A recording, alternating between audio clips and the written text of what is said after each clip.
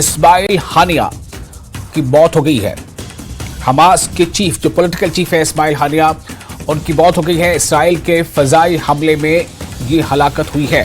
खबरों के मुताबिक हमास चीफ इस्माइल हानिया की मौत इसराइल की जानिब से तेहरान में किए गए अटैक में हुई है। तेहरान में यह हमला हुआ। ईरानी सदर की तकरीब में शिरकत करने हानिया तेहरान गए हुए थे। तो इस वक्त की बड़ी खबर आपको दे रहे हैं। तेहरान में इस्माइल हानिया पर हमला हुआ और इस इस्राइली हमले में हमास के चीफ इस्माइल हानिया की मौत हो गई है। इसराइल के फजाई हमले में इस्माइल हानिया की मौत हुई है। तेहरान में ये हमला हुआ। ईरानी सदर की तकरीब में शिरकत करने के लिए इस्माइल हानिया, जो हमास के पॉलिटिकल चीफ हैं, वो तेहरान गए हुए थे और तेहरान में ही एक इसराइली हमले में इनकी मौत हुई है।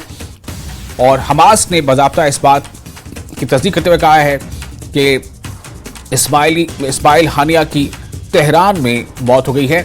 और इस्माइल हानिया, जो आप इस वक्त तस्वीरें देख रहे हैं, इस्माइल हानिया हमास के पॉलिटिकल चीफ थे।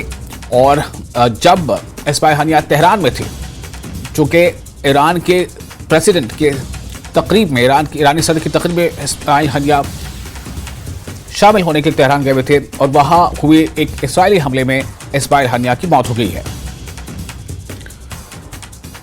तो जिस तरह से लगातार एक ये जो इसराइल बनाम जो हमास या इसराइल बनाम फ़लस्तीन जो एक युद्ध चल रहा है काफ़ी लंबे समय से, इस युद्ध के नतीजे में पहले भी एक बार ये खबर आई थी कि इस्माइल हानिया के 3 बेटों की मौत हो गई थी इसराइली हमले में। और अब ये खबर है जो इस वक्त आप स्क्रीन पर देख रहे हैं, इस्माइल हानिया की तस्वीर है। इस्माइल हानिया की मौत हो गई है इसराइली हमले के नतीजे में। और इसराइल के इस हमले के नतीजे में इस्माइल हानिया की मौत हुई है। इस्माइल हानिया तेहरान गए हुए थे ईरानी सदर की तकरीब में शामिल होने के लिए। और इसी दौरान जो खबरें हैं उसके मुताबिक, जैसा कि हमास की तरफ से यह खबर आई है कि इस्माइल हानिया की मौत हो चुकी है। और इस खबर पर और ज़्यादा जानकारी के साथ मौजूद है हमारे एडिटर नेशनल ब्यूरो शैलेंद्र वांगू। शैलेंद्र, इसकी खबर कब आई और ये खबर कितनी पुख्ता है? देखिए, जो ये रिपोर्ट आ रही है कि हमास के प्रमुख इस्माइल हानिया का खात्मा जी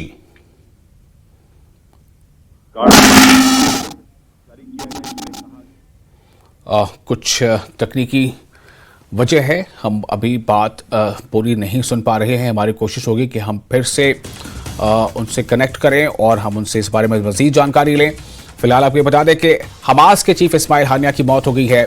इस्माइल हानिया पर एक अटैक हुआ और बताया जा रहा है कि इसराइल की जानिब से यह अटैक किया गया था जब इस्माइल हानिया, जो हमास के चीफ है, वो तेहरान में थे। और इसराइल के इसी हमले में इस्माइल हानिया की मौत हो गई है। तो हमास के चीफ इस्माइल हानिया, जो पॉलिटिकल चीफ है, उनकी मौत हो चुकी है। शैलेंद्र वांगू एक बार फिर हमारे साथ जुड़ चुके हैं। जी शैलेंद्र। देखिए, ये बहुत बड़ी डेवलपमेंट है जहां पर जो हमास के चीफ हैं, इनका खात्मा हो गया है और ये इजरायली स्ट्राइक में ये मारे गए हैं। और बताया जा रहा है उस वक्त वो तेहरान में थे और ये तेहरान में टारगेटेड अटैक किया गया है। इस्माइल हानिया काफी समय से हमास के प्रमुख थे और इजराइल के निशाने पर थे। और लगातार हमने देखा है कि पिछले साल अक्टूबर के महीने से ही, जब से इजराइल पर अटैक हुआ है, इजराइल लगातार ऐसे लोगों, हमास के जो लीडर्स उनको टारगेट किया जा रहा है इजराइल की तरफ से। और हमने यही देखा, 2 दिन पहले ये भी देखा था कि बैरूत में भी, लेबनान की जो राजधानी है, वहां पर भी एक अटैक में जो हिजबुल्लाह के एक लीडर को भी इसी तरह से मारा गया था। और अब ये जो बड़ी खबर आ रही है ये ईरान से आ रही है। हालांकि इसकी अब कंफर्मेशन ईरान के रेवोल्यूशनरी गार्ड की तरफ से स्टेटमेंट जारी करके भी कर दिया गया है और हमास की तरफ से भी इसकी कंफर्मेशन हो चुकी है। यानी कि एक बड़ी डेवलपमेंट जहां पर इजराइल ने हमास के जो मुखिया है उनका खात्मा कर दिया। लेकिन अब इसके बाद देखना होगा कि इससे पहले देखिए, ईरान के अंदर भी इस तरह का स्ट्राइक हुआ है, लेबनान के अंदर भी हुआ, तो माना जा रहा है कि इससे अब जो जो तनाव है वो एस्केलेट हो सकता है।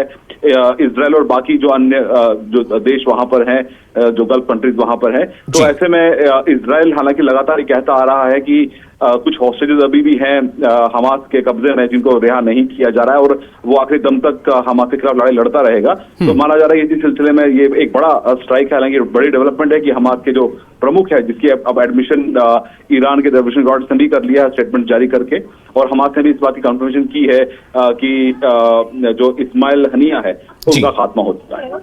जी, तो क्या माना जाए कि ये जो जैसा आपने बताया कि एक तरफ बेरूत पर हमला, दूसरी तरफ तेहरान में, ईरान की राजधानी तेहरान में, जबकि वो प्रेसिडेंट की एक सेरेमनी में, एक तकरीब में शामिल होने गए हुए थे, इस तरह से ये हमला होता है, तो इसके एस्केलेशन के चांसेस क्यों बढ़ जाते हैं?